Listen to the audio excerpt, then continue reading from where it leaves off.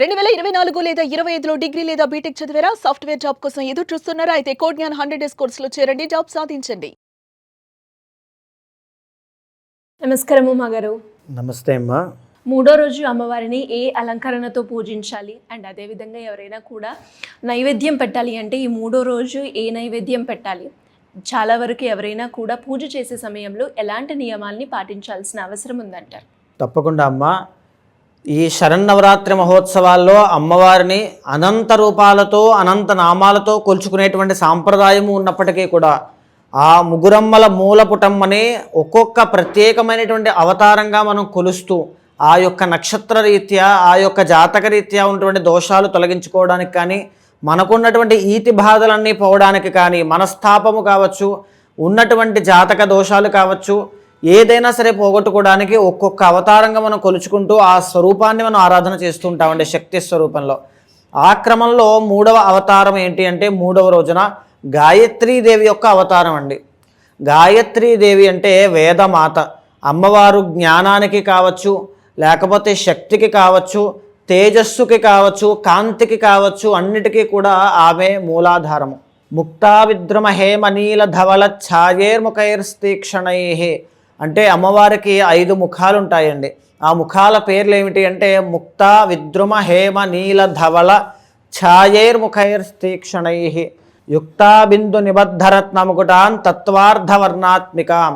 అంటే ఈ ముక్తా విద్రుమ హేమ నీల ధవళములు అనేటువంటి ఈ 5 కూడా ముఖాలు అంటే ఏమిటి అంటే అమ్మవారు పంచభూతాల స్వరూపంతో ఉంది అని అర్థం అండి.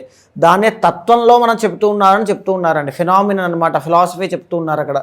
అంటే పంచభూతాలు అమ్మవారి పంచముఖాలు, 10 దిక్కులు, తూర్పు పడమర ఉత్తరం దక్షిణం ఈశాన్యం ఆగ్నేయం నైరుతి వాయువ్యం పైన కింద కలిపి 10 దిక్కులు కలిపి అమ్మవారి యొక్క 10 చేతులుగా వర్ణింపబడ్డాయండి.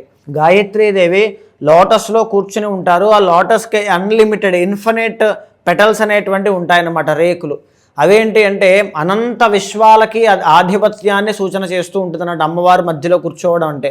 అనంత విశ్వాలకి మూలమైనటువంటి శక్తి మీద అమ్మవారు కూర్చుంది అని అర్థం అండి. సో అమ్మవారు ఎవరు అంటే సూర్యుడి యొక్క శక్తి. సూర్యుడి యొక్క ఆరాధన చేసినా గాయత్రీదేవి ఆరాధన చేసినా ఒకటే. కానీ గాయత్రీదేవి అనేటువంటి ఆమె తొందరగా సిద్ధించేటువంటి మూలమంత్రంగా 24 అక్షరాల మూలమంత్రము 24 దేవతలుగా చెప్పబడి ఉందన్నమాట. సో ఇక్కడ ఏంటి అంటే గాయత్రీదేవి యొక్క ఆరాధన ఎవరు చేసినా నిత్యం రక్షా కవచంలో ఉంటారండి.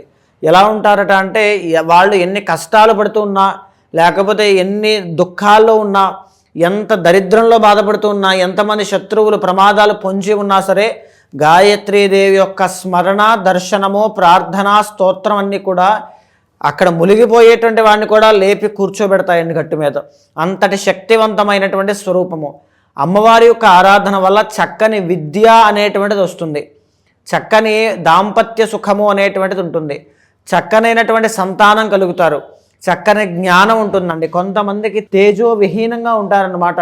అంటే వాళ్ళు జీవితంలో ఏదైనా చేయాలి అంటే కాన్ఫిడెన్స్ ఉండదు, లేకపోతే చేద్దామనేటువంటి ఆసక్తి ఉండదు, వ్యసనపరులయ్యి అజ్ఞానంతో మూర్ఖంగా ప్రవర్తిస్తూ ఉంటారు.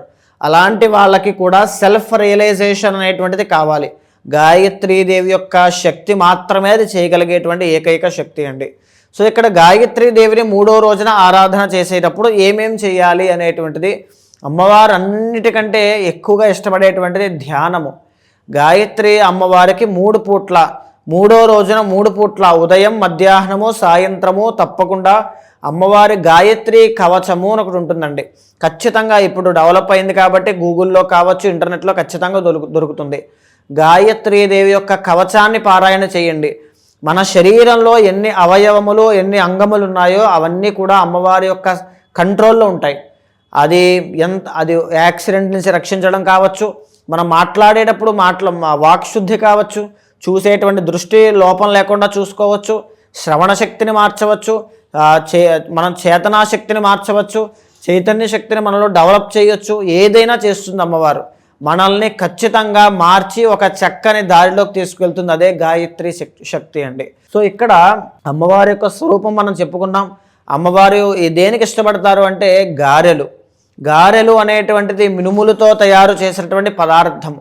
సో గారెలు ఎప్పుడైతే అమ్మవారికి మనం నైవేద్యంగా పెడతామో మనలో ఉండేటువంటి అహము, మనలో ఉండేటువంటి కామము, మనలో ఉండేటువంటి మూర్ఖపు ఆలోచనలు, చాదస్తపు ఆలోచనలు కానీ, కరడు కట్టి ఉన్నటువంటి తామసిక గుణాలు, నిర్లక్ష్యము, బద్ధకము, సోమరితనం లాంటివి పటాపంచలైపోతాయి.